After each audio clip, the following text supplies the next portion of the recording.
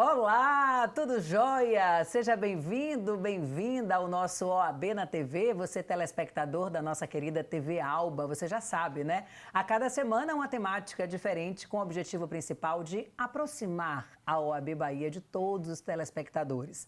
Olha quem é a nossa convidada hoje, doutora Maíra Vida, ela que é presidenta da Comissão de Combate à Intolerância Religiosa da OAB Bahia. Doutora Maíra, seja bem-vinda de volta, né? A gente estava só pelas redes sociais, agora sim, presencialmente. Verdade, que bom retornar a essa interação mais pessoal e mais íntima. Que bom falarmos novamente sobre direitos humanos, lamentavelmente sobre a violação deles a partir da dimensão do fenômeno religioso, mas ao mesmo tempo é uma oportunidade, através do programa, de garantir um espaço de sensibilização, de aproximação, de interesse e comprometimento com essa agenda também. Com toda certeza. Você que está em casa acompanhando o nosso OAB na TV, lógico, é convidado a participar. A gente tem as redes sociais da OAB Bahia e também aqui da TV Alba. Tem o nosso YouTube, tem o YouTube da OAB, que é esse momento, né, de você mandar perguntas, interagir, sugerir sempre. Essa interatividade é muito bem-vinda. Para começar o programa, a gente conversava um pouquinho aqui nos bastidores sobre essa questão da intolerância religiosa. Explica um pouquinho para a gente como é que está o cenário de momento aqui na Bahia com relação a isso, você que preside uma comissão tão importante na OAB. A Comissão de Combate à Intolerância Religiosa da OAB da Bahia é uma comissão especializada que necessariamente foi pensada há pelo menos mais de 10 anos, eu diria isso, mas que nos últimos anos tem tido uma atuação bastante sistemática em torno do enfrentamento, mas também da promoção da liberdade religiosa. Então, a gente promove o enfrentamento da intolerância, do ódio religioso, do terrorismo religioso. Nós temos também denominado, além dessas nomenclaturas, racismo religioso. É uma expressão que é cunhada através dos movimentos sociais negros e de mulheres negras, mas que também já tem sido assimilada dentro da doutrina, dentro do ambiente acadêmico, via pesquisa e produções diversas de saber. Essas nomenclaturas, elas acabam dando conta dessa grande problemática, né? A problemática da violência por motivo ou pelo falso motivo da fé, talvez, menina. Porque é difícil a gente acreditar que, de fato, a fé seja, né, uma energia, seja um combustível motriz do que nós vemos de barbárie, se tratando em nome supostamente de Deus ou de qualquer outro segmento ou confissão ou sistema de crenças. Mas é isso que se dá, essa tentativa de usurpar do outro a sua autonomia, essa tentativa de impor ao outro um desejo, uma impressão, uma convicção pessoal, de cercear do outro o seu pleno exercício de consciência, o seu pleno exercício de percepção sobre o mundo, de exercício mesmo de uma relação mais intrínseca com o sagrado, com o transcendente, né? Com esse aspecto do metafísico, como é o seu estar no mundo e como você se relaciona com esse elemento que é do imponderável mesmo. Pensar a nossa realidade aqui no estado da Bahia é também confrontar uma série de contradições, porque nós somos uma população que é extremamente heterogênea, mas nós temos um marcador racial que é predominante como um traço do nosso perfil demográfico de composição. Naturalmente, isso implica em um conjunto de expressões culturais, de manifestações religiosas que são diversos. Nós temos um país que é laico, que decide, a partir da sua Constituinte, fortalecer uma decisão que desde a primeira Constituição da República, acredite, 1891, já havia decidido sobre a laicidade do Estado. Mas na Constituinte de 87 e 88, a gente tem uma profusão de direitos humanos fundamentais e o direito à liberdade religiosa ganha uma outra força, uma outra notoriedade. Então, nós temos essa escolha do poder público e da sociedade que convence também essa Assembleia, que disputa essa ideia, disputa essa narrativa de liberdade, de garantias e de direitos humanos fundamentais nessa perspectiva da liberdade de crença, consciência e religião.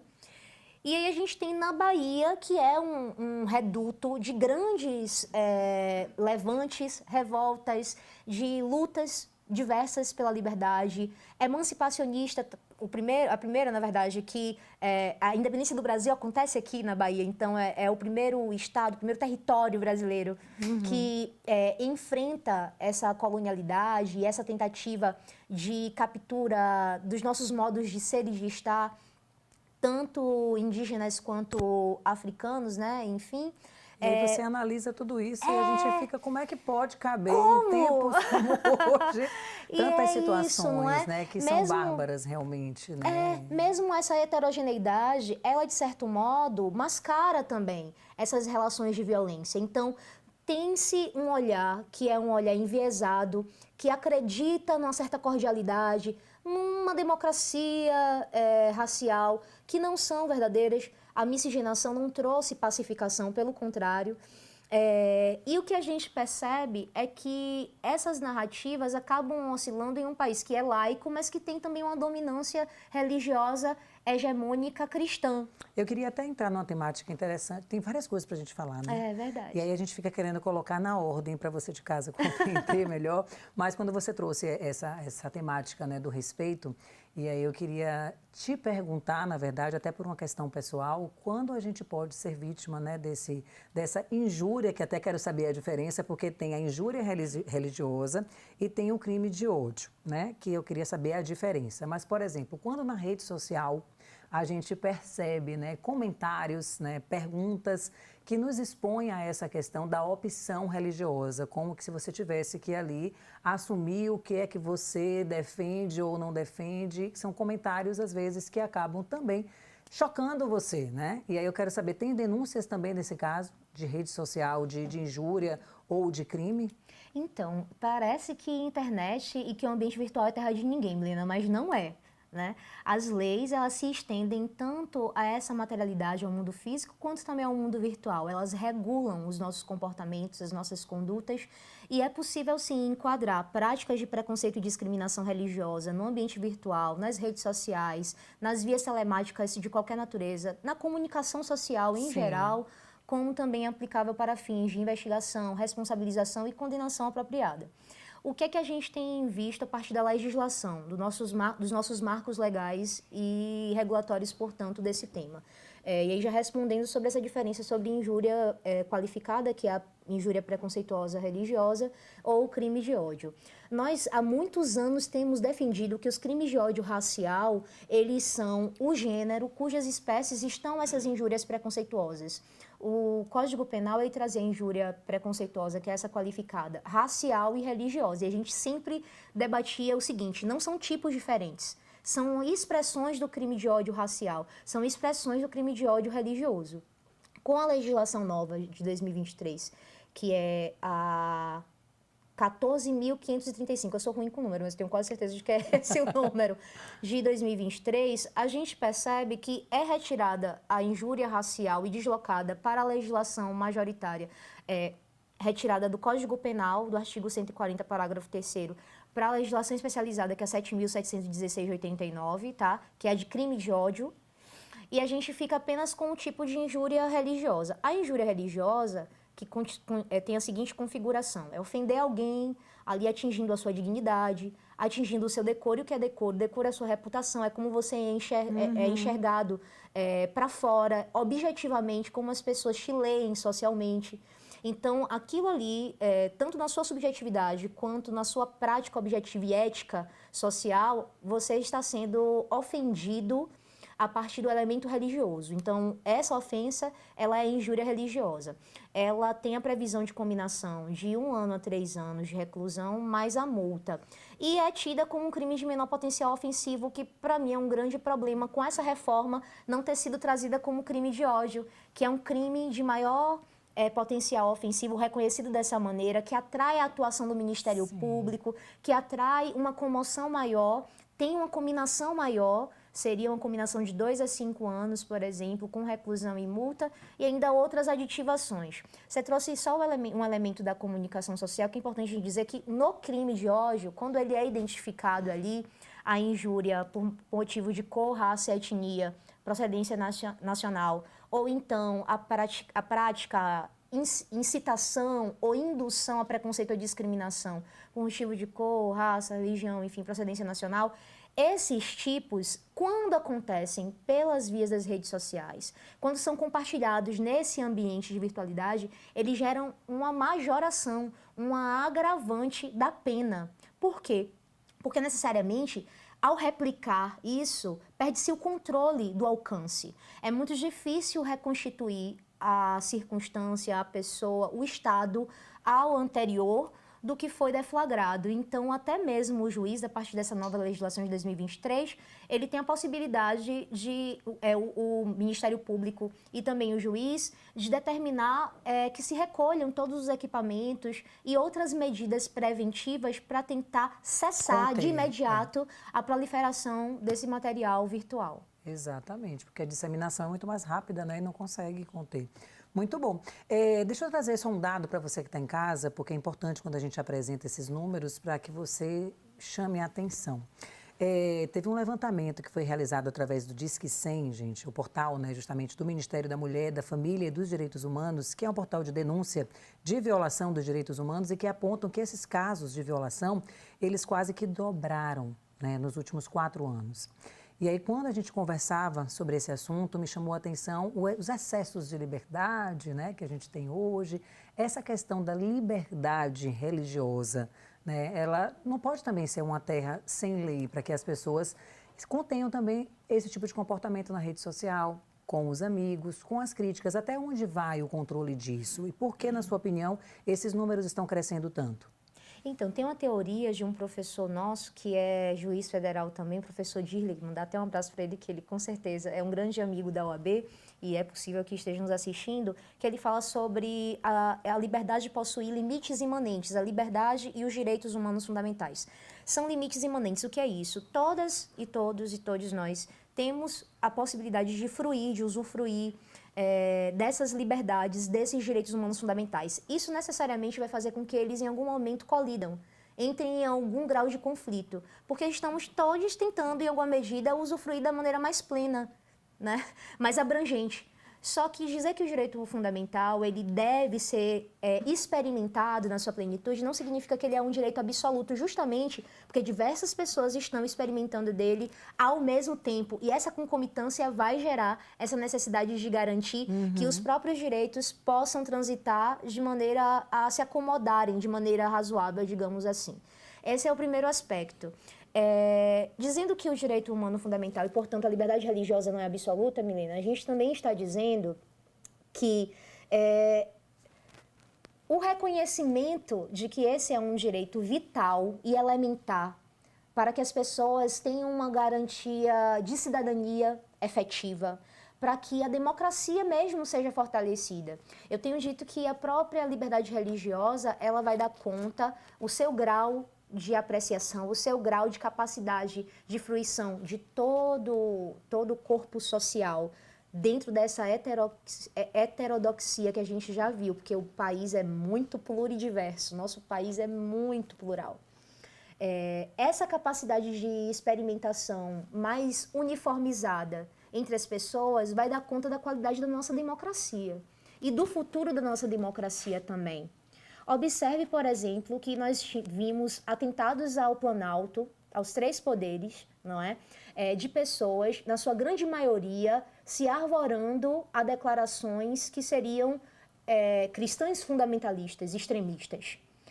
Nós vimos há muitos anos terreiros que são templos de culto religioso, com proteção constitucional, tanto para os ritos quanto para o próprio espaço, território ali sagrado, sendo invadidos, depredados, destruídos, incendiados. Objetos sagrados, muitos inclusive tombados, que são objetos litúrgicos que são irreplicáveis, são irrepetíveis, não dá para substituir.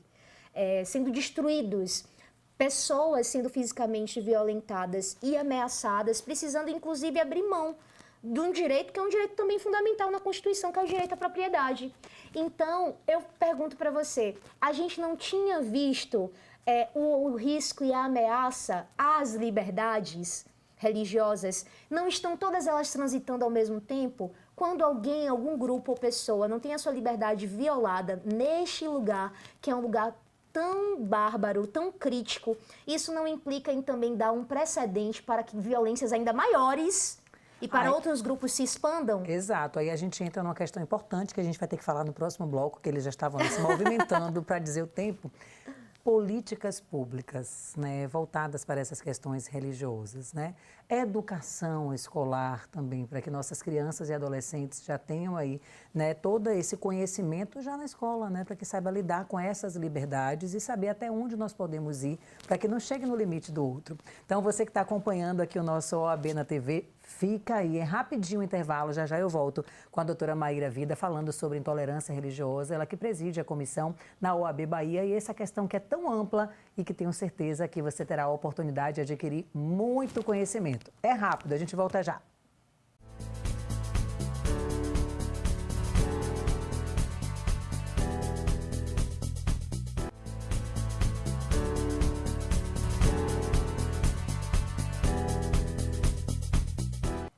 Estamos de volta com o nosso OAB na TV. Ao meu lado está a doutora Maíra Vida, ela que preside a Comissão de Intolerância Religiosa na OAB Bahia. A gente já tratou de algumas questões relacionadas a esse tema. Você que participa com a gente através do YouTube ou do Instagram, mande aí sua pergunta, interaja com a gente, tá? Doutora Maíra, a gente conversava um pouquinho antes do intervalo sobre a importância de políticas públicas, né, relacionadas a essa temática, para que a gente mude esses dados da intolerância religiosa. Me chamou a atenção na pesquisa aqui antes do programa os casos que a gente tem aqui na Bahia, né? Você começou a sua explicação logo na abertura falando da diversidade que a gente tem aqui, da presença tão constante do sincretismo religioso. A gente falou da festa de Iemanjá, aquela festa lindíssima. Por que esses números, né, esses casos de intolerância religiosa ainda são tão grandes aqui no estado? Essa é uma pergunta que me leva a uma resposta que é uma resposta dupla. Porque existe uma ambiguidade também nesses dados. Primeiro, nós não temos esses dados todos unificados. Então, as nossas fontes de coletas de informação, de denúncias, elas ainda não estão necessariamente unificadas. Então, não estão consolidadas. Isso significa que nós conseguimos observar as denúncias que chegam no Ministério Público, na Defensoria Pública, no Centro de Referência Nelson Mandela, da CEPROME, na Comissão de Combate à Intolerância Religiosa da OAB da Bahia, no próprio Ministério dos Direitos Humanos, só que isso de maneira segmentada, de maneira fracionada, não de maneira integrada. Então, quer dizer que pode existir, inclusive, repetição de casos. A gente não sabe se esses casos, eles são casos todos novos ou qual é o grau de sinergia, de similitude, de identificação entre eles. Esse é um grande problema para a gente poder, como ponto de partida, por honestidade também científica, posicionar. E nós também sabemos, por um outro lado, que esses números são subnotificados. Por quê? Porque, em se tratando de violência, existe um desestímulo muito grande à denúncia, por conta da impunidade, que é muito grande, e por conta também da ausência de políticas públicas que protejam as pessoas do denunciante, sejam as vítimas ou não da violência racial e da violência religiosa. E também não existem muitos aparelhos de acolhimento. Além da questão da proteção, é a questão do acolhimento enquanto o trâmite, principalmente processual, seja administrativo, investigatório, seja judicial, no sentido do judiciário, numa perspectiva de litigância, ele possa ter o seu deslinde final. Então, é muito complexo essa análise a partir desses dois polos que eu trago. Por outro lado, nós temos neste aumento também a possibilidade de observar duas questões, que lamentavelmente a gente vem de uma tendência em que os direitos humanos fundamentais, inclusive como política de Estado e de governo, nos últimos 4 anos, eles foram rebaixados da sua importância. Houve retrocessos no que diz respeito a diversos mecanismos de proteção a defensores e defensoras de direitos humanos. Houve a descontinuidade de diversos programas, convênios, diversas repasses no sentido orçamentário que dão conta mesmo de qual é o valor para o nosso Estado dessa agenda, desta pauta executiva. Essa desimportância que foi dada, ela também abre caminhos para que as violências elas possam não só prosperar, como se exponenciar, como nós vimos. As violências elas aumentaram porque houve um grau de tolerância e condescendência e até mesmo de incentivo do próprio governo federal para que demandas dessa natureza pudessem ser tratadas como normais, como comuns e não como crimes tais quais são. Essa é uma questão. Então, isso faz com que o aumento aconteça, um ambiente propício a esse grau de hostilidade que vinha se acirrando. Aqui na Bahia, como é que está esse Aqui cuidado, na Bahia, esses esse projetos? reflexo, a Bahia é um microcosmos de toda a sociedade brasileira. Então, esse reflexo, o reflexo da divisão e do tensionamento também não passou de largo da Bahia. E a gente não pode perder isso de vista. Ainda que nós tenhamos um Estado, volto a dizer, que tem uma composição mais plural, que tem uma compreensão da sua historicidade, tem uma compreensão da sua identidade negra mais positiva, ainda é um ambiente onde a pobreza extrema tem cor, a fome também tem cor. A Bahia também é um ambiente que se divide entre a consciência racial e política, mas também entre dados de mazela que dão conta da gente também ter dificuldades de avançar em se tratando de índices de desenvolvimento humano para esse contingente populacional que sofre desde a sua escravização. Você acha que as pessoas aqui mesmo no nosso estado ainda têm medo de denunciar? Você acha que falta esse suporte, Milena, também de acolhimento, como você mencionou aqui? É o outro ponto que eu ia mencionar para você. Se existe impunidade, e aí a impunidade é algo que a gente precisa enxergar a partir do lugar de quem pode dar as respostas. Porque o ambiente de acolhimento é um ambiente de fortalecimento, de capacidade de enxergar a problemática da intolerância religiosa a partir de outros elementos que estão imbricados. A violência, eu sempre digo e sempre repito, e é possível que me pareça repetitivo, mas eu sempre direi nas oportunidades que eu tiver de ir ao público. Violências não andam de maneira isolada, nem independentes, nem autônomas. Elas andam justapostas. São várias violências associadas. Então, você vai ver a violência de classe econômica, você vai ver associada com violência religiosa, associada com violência racial, associada com violência de gênero, associada com muitas outras violências. Elas vêm acompanhadas com múltiplas violências. E esse sentimento de impunidade, de que a justiça não dá a resposta no tempo adequado e nem a resposta hábil, capaz de desestimular, capaz de dizer, olha, nós não acolhemos essa prática como sendo uma prática legal, como sendo uma prática banal, é uma prática que vai ter uma dura reprimenda, um duro repúdio da justiça, um duro repúdio social. Falta também esse contracontrole social. O que é que gera mais comoção para nós, né? Às vezes a gente percebe um grau de desigualdade do que gera comoção. Há uma comoção maior em violências sofridas por determinados segmentos e uma comoção ínfima ou quase insignificante em para violências em outros segmentos. E a gente precisa racializar isso. Eu ia lhe perguntar isso, se é mais comum ainda esses casos de intolerância com relação à religião de matriz africana. Todos os dados, amiga. Todos os dados apontam que o país que nós vivemos, que nós temos construído, precisa repactuar quais são os seus valores, qual é o projeto político que se tem e qual é o tipo de democracia que nós queremos ter, porque ela não tem sido necessariamente estendida a toda a sua população, a todo o seu povo. Pelo contrário, existem segmentos religiosos que vivem sob fundado receio de ameaça e risco às suas vidas, integridades físicas e aos seus territórios também. Povos de axé, terreiros, candomblé, umbanda e outros tantos segmentos, porque são diversos, eu apresento esses dois porque os que têm uma presença mais marcante aqui no nosso estado, eles são manifestações religiosas, mas também são manifestações culturais, são expressões de um modo de viver que se tentou resistir à brutalidade do sequestro de África e dessa diáspora forçada que nós vivenciamos aqui. Então, são religiões que tentaram preservar a língua, que tentaram preservar a alimentação, que tentaram preservar as indumentárias, o modo de vestir, o modo de se relacionar, o modo de se organizar enquanto família, muito matriarcal. Então, assim, uma série de valores que foram preservados e que se incorporam à identidade do nosso país como um todo, que inclusive nos auxiliam a pensar maneiras mais solidárias de viver e de nos organizar a despeito do capitalismo, a despeito do neoliberalismo, a despeito dessas outras formas que são ali organizativas da nossa sociedade, né, Milena?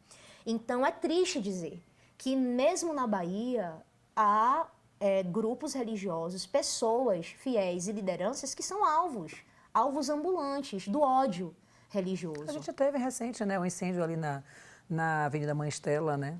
Nós gente teve estivemos também lá no enquanto Parque de comissão. Xangô. Estivemos em todas essas atividades de resistência e também tentando acompanhar as investigações, porque a E gente são tem um dois lados problema nas também, né? investigações também. Isso, eu ia te falar uma outra coisa. No mesmo ponto em que a prefeitura, o governo, né, incentiva esses espaços, a criação desses espaços, né, para que diversas religiões tenham ali as suas áreas específicas até, a gente vê, por outro lado, a não aceitação de outros grupos, né? Então, a gente falou há pouco de políticas públicas, a gente falou há pouco de dar visibilidade, mas a própria população vai na contramão disso. Tem uma lacuna de políticas públicas que a gente não pode deixar de dizer. É a falta de regulamentação dos aparelhos e dos mecanismos que já são legais, como as delegacias especializadas, por exemplo, que ainda não foram concretizadas dentro das polícias civis, embora nós tenhamos elas asseguradas no Estatuto da Igualdade Racial e do Combate à Intolerância Religiosa aqui do Estado da Bahia, que é de 2014, luta da sociedade civil e também uma disputa intensa dentro da Assembleia Legislativa para essa lei estadual se consagrar. Se consagrou e a gente não tem a materialidade dela desde 2014. Falta o quê? O que falta? Eu pergunto, nós temos um novo governador que tem demonstrado bastante interesse em dialogar com a sociedade, que tem demonstrado, a partir das suas origens, uma compreensão da sua identidade, a compreensão da importância deste valor, como sendo um valor, inclusive, de transformação social. Eu estou bastante inclinada e tenho bastante, já que nós estamos falando de fé, vou exercitar a minha fé de acreditar que a gente tem uma composição que é uma composição mais favorável do que nunca antes e que essas delegacias especializadas, que não irão resolver todo o problema, mas irão com certeza refreá-lo em alguma medida, irão mitigá-lo em alguma medida, elas vão ser instaladas em breve. E a concentração daqueles dados que a gente falou, né? A gente vai ter uma delegacia específica até para a gente mensurar o aumento, a diminuição desses casos, profissionais especializados atendendo a casos similares. Doutora, e o papel da comissão, né, na OAB? Como é que é a atuação de vocês? Como é que o universo da advocacia recebe, né, todas essas questões de intolerância religiosa? E o que tem aí daqui para frente, né, de projetos de vocês? Bom, nós temos um papel que é de, primeiro, dialogar de maneira mais íntima com a nossa classe, de maneira, assim, bem próxima mesmo sobre esses temas, que são temas de direitos humanos. Então, a advocacia popular, a advocacia social, a advocacia de direitos humanos, a advocacia negra, outras pessoas que são interessadas nesses temas, enfim, nós temos um papel a desempenhar que é o de formação, que é o de capacitação, que é o de tornar esses conteúdos curriculares mesmo, formativos, educativos, pedagógicos, da maneira mais didática possível e mais prática. Porque se eles são incorporados dentro do nosso modo de fazer e exercício profissional, a gente também tem a possibilidade de fazer defesa melhor dos interesses dos nossos clientes e também dessas pautas, que são pautas sociais, que, como eu já disse, dizem respeito à própria qualidade de democracia que nós temos, mas, sobretudo, da que nós queremos. A gente tem esse papel. Outro papel é de apoio social. Nós somos sociedade civil enquanto OAB. Ainda que a gente esteja ali também situado como sistema de justiça, nós somos categoria profissional. Isso também nos dá um papel de estarmos interagindo muito continuamente e intensamente com a sociedade civil, entendendo quais são os pleitos emergentes dela, quais são as problemáticas mais críticas e tentando pensar soluções a partir do direito, soluções para além do direito, porque é um problema multidisciplinar também, transdisciplinar, junto com a sociedade civil. E nesses atendimentos a gente promove debates, promove fóruns, a gente promove acompanhamentos também em delegacia, dialoga muito com outras instâncias, fazendo uma articulação interinstitucional para tentar alinhar os protocolos, para tentar fazer com que fiquem mais evidentes essas violações, porque muitas vezes elas são tidas e reduzidas a problemas de vizinhança, a problemas de família, a questões que são de direito patrimonial, porque envolve conflito fundiário. Fake e não são, na rede social.